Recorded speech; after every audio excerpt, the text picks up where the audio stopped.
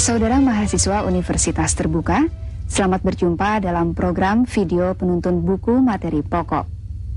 Program ini bertujuan untuk membantu Anda dalam memahami konsep atau pengertian yang terdapat pada buku materi pokok praktikum IPA 2 dengan kode IPA 3342. Sekarang, Anda akan mengikuti pembahasan yang akan disampaikan oleh Dr. Anda Hartinawati MPD mengenai praktikum kimia yang terdapat pada modul 5. Salam jumpa mahasiswa program studi D3 IPA yang mengambil mata kuliah praktikum IPA 2 dengan kode PIPA 3342. Program kali ini akan membahas tentang pembuatan larutan dari zat yang berupa cairan maupun dari zat yang berupa padatan yang terdapat pada modul 5 BMP Praktikum IPA 2. Program video ini bertujuan untuk memberikan penjelasan tentang bagaimana melaksanakan praktikum dengan benar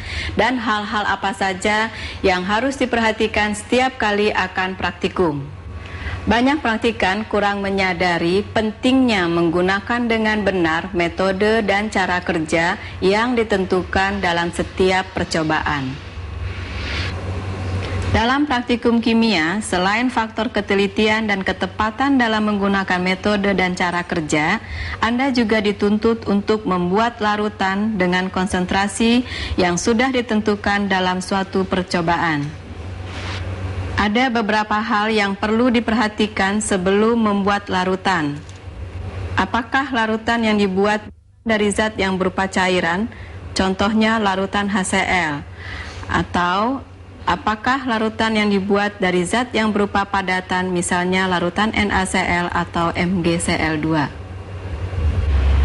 Sekarang coba Anda buka modul 5 halaman 5.7 pada modul praktikum IPA 2, yaitu praktikum 5.1.2 tentang indikator asam basa. Nah, saudara, sekarang marilah kita membuat larutan dari zat yang berupa cairan. Anda diminta membuat beberapa konsentrasi larutan, salah satunya adalah asam klorida atau HCl dengan konsentrasi 0,1 m. Ini artinya adalah 0,1 mol zat dalam 1 liter larutan.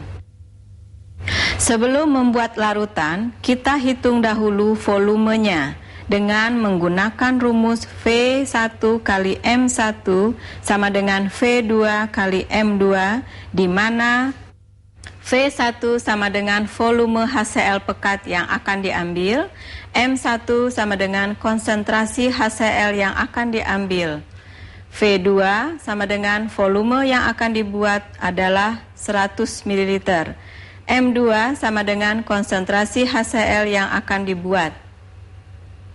Maka dengan memasukkan harga-harga tersebut ke dalam rumus, didapat V1 kali M1 sama dengan V2 dikali M2, V1 dikali 1 sama dengan 100 dikali 0,1, V1 sama dengan 10 ml.